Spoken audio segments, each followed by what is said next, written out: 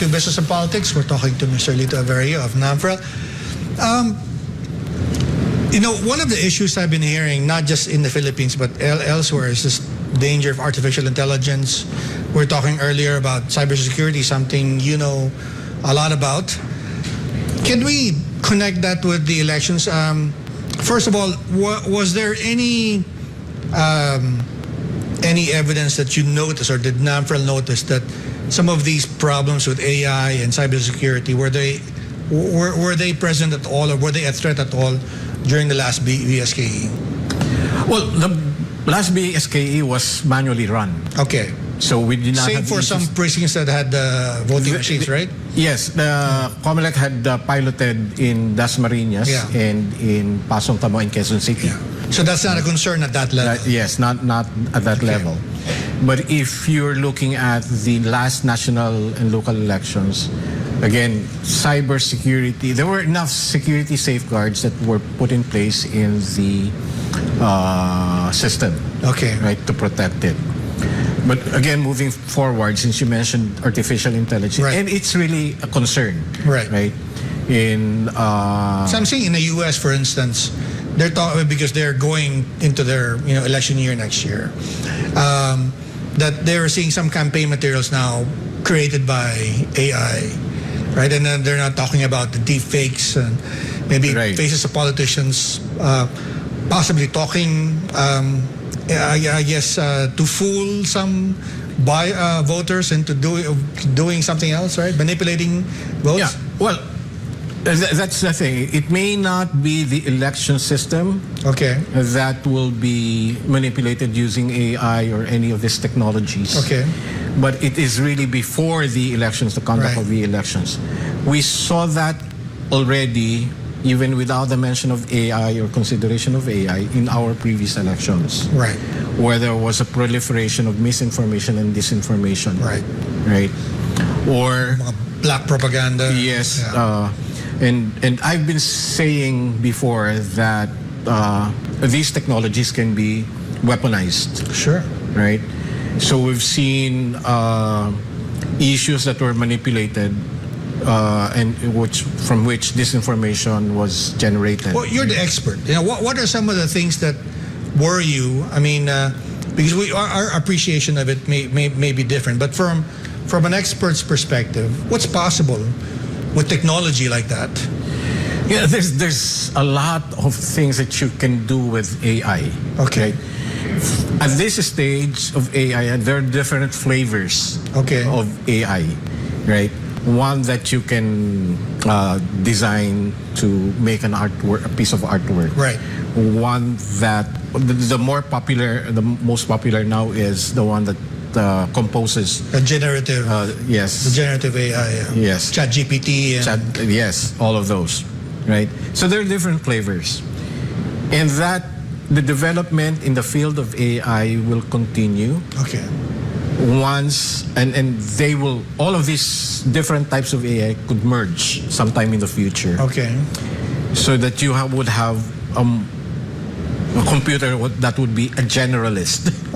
Rather than specifically writing a piece of poem or coming up with a painting or something. Right?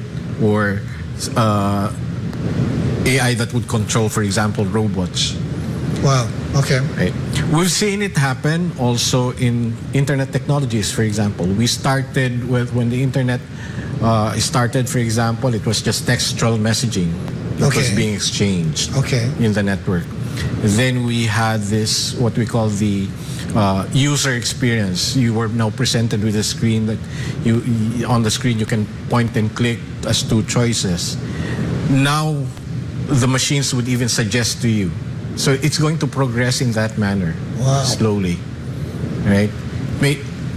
Relatively slowly when I say that, because with machines being more powerful now and the complexity of algorithms, then this could grow. And we've seen also AI generate programs, for example, the software. So the job of a programmer will soon be obsolete. Because then the machines will we're seeing jobs of journalists now being replaced. And that's exactly the fear also in the academe. right? Machines would be writing your thesis for you. Right. Okay, so things like that. But again, that's the challenge that we're facing, right? So there are different groups, even the countries are issuing guidelines on the use of AI, development of AI. Right? They're coming up with rules, okay, certain sets of rules that developers would have to comply with for the proper use of AI. But then again, as in the case of any technology, there are two sides to it. Okay. The one that is used for good, Right. and the It's one a that's tool, used, yeah. It's a tool. We've seen cyber criminals exploit technology, Sure. right? And that's what we have to watch out for. AI and machine learning being weaponized. Right. Okay, all of this AI will just the different flavors are actually dependent on the data sets that have been collected to train them. Okay. But if you mix all these data sets together, then you come up with a more powerful artificial intelligence machines. Okay. Right? So what's being discussed in terms of having safeguards, right? What's being looked at by Namfrel and the others in the Philippines as maybe good practices from other countries that maybe could be used here? Well, there's groups studying, for example, AI and ethics. Okay. How do you, the ethical use of artificial intelligence? That's also being addressed and will form part of the rules. Okay. Right. Where you can use it, how to use it. Again, those would be different. But the bigger challenge is the other side of the fence, Right. when it is used for the bad. Right. Right. Then that's the bigger challenge. Right. And are there specific measures that should be looked at by maybe COMELEC or by Congress? Maybe, or should there be maybe, I don't know, a national dialogue or consultation on this issue? Or what should happen next? There's actually, I know that the Department of Trade and Industry had formed a group, okay, but they should really work on that together with the DICT, right, and other interested groups, no? Or even I suppose that's for consumer protection, right? Well, that's what they're looking at, specifically consumer protection. But there's a bigger concern, actually, right? So different groups should address it. In fact, today, ongoing, there's a forum on artificial intelligence under the auspices of the DTI, and that's going to run until tomorrow. Right. So we should start addressing those in that area.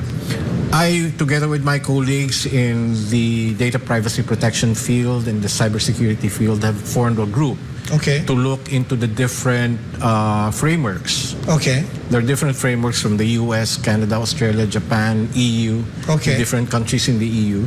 And we're looking at the different frameworks. How do we develop our own framework? Yeah. Can you talk about some of the features of those frameworks? What interests you, or what are some of the good points that you're looking at in some of those examples? Well, what we're seeing is that even from the reason why we formed this group to look into it was our concern on the cybersecurity side. Okay. That AI will be weaponized to exploit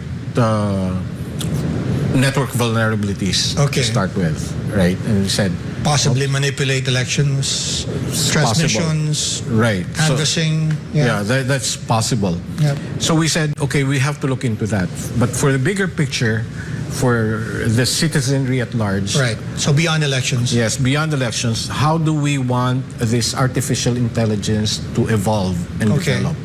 Right? Addressing ethical use, the proper use, areas of application. Right. Okay, how do we control that? There's even move to promote really greater transparency on the software. So, for example, algorithmic transparency, we've been pushing for that as well. Okay. The examples that I can cite is when you use the network, the internet, for example. Everybody who uses the internet leaves digital trails. Okay. Where you went, where you surfed, what kind of subject matter did you look for. those are pulled together Okay. and comes up with a profile. This is Dante Ang, Right. right? It's that kind that we're concerned with. That's why we're pushing more for algorithmic transparency. Okay, the same idea is what we're pushing for also in AI. But then as the code gets more sophisticated, more complex, that's a bigger challenge. Who's going to check? Right. Right? So perhaps we can develop, again, a software, an AI-based software to really look at the codes. How are you being profiled? What are the factors that are considered in your decision making? Because ultimately, we've seen that controversy as well in 2016, the Cambridge Analytica. Right. The influence on the electorate, how the electorate was They gave influenced. insights to behavior and Right. yeah, So that was manipulated by the candidates. right. That's the complicated issue there. Yeah. So we have to again cut them into bite-sized pieces so that we can examine those. Right. Let me just ask you a stupid question because, as you said, it's a tool. It can be used for something good, something bad. One of the issues in the Philippine electoral system is the list of voters, the voters list, right? Do you think there is a tech solution for that? Maybe blockchain? Is that, because, like some digital ledger that's difficult to manipulate? Or am I way off here? Yeah. One of the recent cases of data breach, for example, is the National ID of India, Aadhaar. Okay, yes, I heard about that. Right? And what was even attacks here on government sites, on networks. For example, the latest case of the PhilHealth and the Philippine Statistics Authority, right? So our identities are already out in the wild. Okay. So what do you do? Yeah. The attackers attacking another or breaching another system will no longer matter because to begin with, our data is already outside. Out there, yeah. It's out there, right? The question to my mind is, what do I do now? What is my recourse to protect myself? Okay. Because that can be used, the data out there can be used against me. Right. Or can be used to victimize somebody else. Right.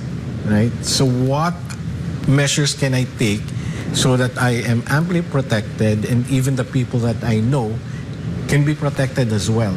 Okay. Right? We've heard cases, for example, of social media accounts being hacked and the malevolent actors would solicit, for example, for financial support. Sure. Because they use the contact list of the account owner. Okay. So it's not only the owner who is victimized there, but the people in his contact list. So how do we put in the necessary, what kind of measures can we put in and how do we put them in? Okay. Right now. Can we pause for that? Because we just have to take a quick break. We'll pick it up right after the break. You're watching Business and Politics. We're talking to Mr. Lito Averia of Namfrel.